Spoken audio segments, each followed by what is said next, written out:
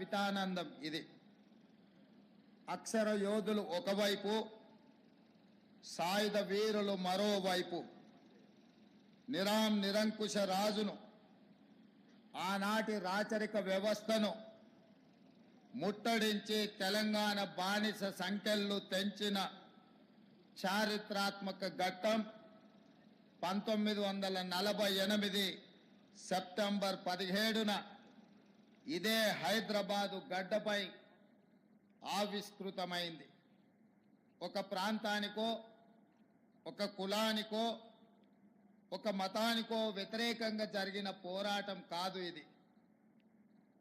ఒక జాతి తన స్వేచ్ఛ కోసం, ఆత్మగౌరవం కోసం రాచరిక పోకడలపై చేసిన తిరుగుబాటు. తెలంగాణ అంటే త్యాగం. ఈ త్యాగాలకు ఆద్యుడు దొడ్డి కొమరయ్య లాంటి ఎంతోమంది వీరులు తమ ప్రాణాలను ఒడ్డి సాయుధ పోరాటానికి ఊపిరి పోసిన గొప్ప వ్యక్తులు దొడ్డి కొమరయ్యతో పాటు ఎంతోమంది వీరులు. నాటి సాయుధ పోరాటంలో ఎందరో ప్రాణ త్యాగాలు చేశారు, జీవితాలు త్యాగం చేశారు. సర్వం కోల్పోయినా లక్ష్య సాధనలో వెనుకంజ వేయలేదు. ఆనాటి సాయుధ పోరాటంలో ప్రాణాలు వదిలిన అమర వీరులకు ఈ సందర్భంగా ఘనమైన నివాళిని అర్పిస్తున్నాను. 4 కోట్ల తెలంగాణ ప్రజలకు ప్రజాపాలన దినోత్సవ శుభాకాంక్షలు తెలియజేస్తున్నాను. సెప్టెంబర్ 17 తెలంగాణ ప్రస్థానంలో అత్యంత కీలకమైన రోజు. ఈ శుభదినాన్ని ఎలా నిర్వహించుకోవాలన్న విషయంలో ఇప్పటి వరకు భిన్న అభిప్రాయాలు ఉన్నాయి. కొందరు విలీన దినోత్సవం అని, కొందరు విమోచన దినోత్సవం అని సంబోధిస్తున్నారు. ప్రజాప్రభుత్వం అధికారంలోకి వచ్చిన తర్వాత సెప్టెంబర్ 17ను అధికారికంగా నిర్వహించాలని నిర్ణయించినాం. లోతైన ఆలోచన ప్రజాపాలన దినోత్సవంగా సెప్టెంబర్ 17న జరుపుకోవడం సముచితంగా ఉంటుందని మేమందరం భావించాం. సెప్టెంబర్ 17 1948 నాడు తెలంగాణ ప్రజలు నిజాం రాచరిక వ్యవస్థను కూలదోసి ప్రజాస్వామ్య ప్రస్థానానికి నాంది పలికారు. ఇది తెలంగాణ ప్రజల విజయం. ఇందులో రాజకీయాలకు తావు లేదు. రాజకీయ ప్రయోజన కోణంలో దీనిని చూడటం అవివేకం అవుతుంది. విలీనమని ఒకరు, విమోచనమని మరొకరు స్వప్రయోజనాల కోసం నాటి అమరుల త్యాగాలను పలుచన చేసేలా ప్రవర్తించడం సరికాదని ప్రజాప్రభుత్వం భావిస్తుంది. అందుకే ఈ శుభదినానికి ప్రజా కోణాన్ని జోడిస్తూ ప్రజాపాలన దినోత్సవంగా నామకరణం చేశాం. ప్రజాప్రభుత్వం తీసుకున్న ఈ నిర్ణయం 4 కోట్ల ప్రజల యొక్క ఆకాంక్ష, వారి ఆలోచన, నాటి తెలంగాణ సాయుధ పోరాట స్ఫూర్తి. ఈ నిర్ణయాన్ని ఎవరైనా తప్పుపడితే వారికి స్వార్థ ప్రయోజనమే అవుతుంది తప్ప ప్రజాహితం కాబోదు. ఇందులో మా స్వార్థం లేదు.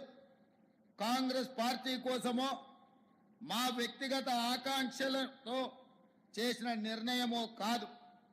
మనం జాగ్రత్తగా గమనిస్తే తెలంగాణ భౌగోళిక స్వరూపం బిగించిన పిడికిలి మాదిరిగా ఉంటుంది. పిడికిలి పోరాటానికి సింబల్. అంతేకాదు 5 వేళ్లు బిగిస్తే పిడికిలి. తెలంగాణలో అన్ని జాతులు, అన్ని కులాలు, మతాలు కలిసికట్టుగా ఉంటాయన్న సందేశం ఇందులో ఇమిడి ఉంది. ఈ ఐక్యతను, ఈ సమైక్యతను దెబ్బతీసే విధంగా సెప్టెంబర్ 17ను కొందరు వివాదాస్పదం చేసే ప్రయత్నం క్షమించరాని విషయం. బిగించిన పిడికిలి కొండలనైనా పిండి చేయగలదు.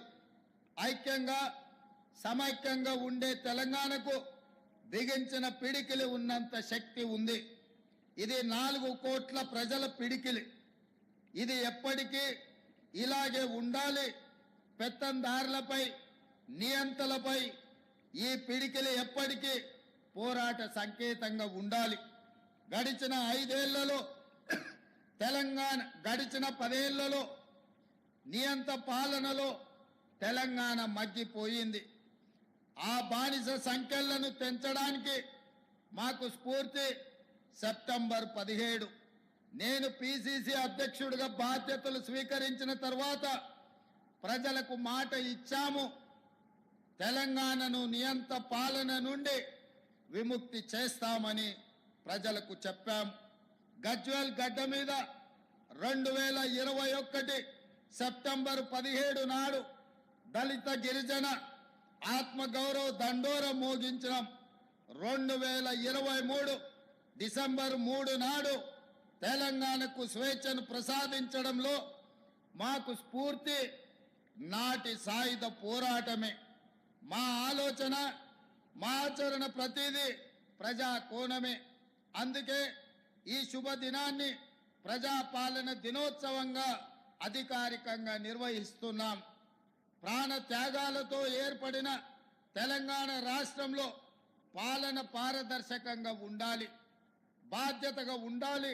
ప్రతి నిర్ణయంలో ప్రజల కోణం ఉండాలి, అమరుల ఆశయాలు ఉండాలి, యువత ఆకాంక్షలు ఉండాలి.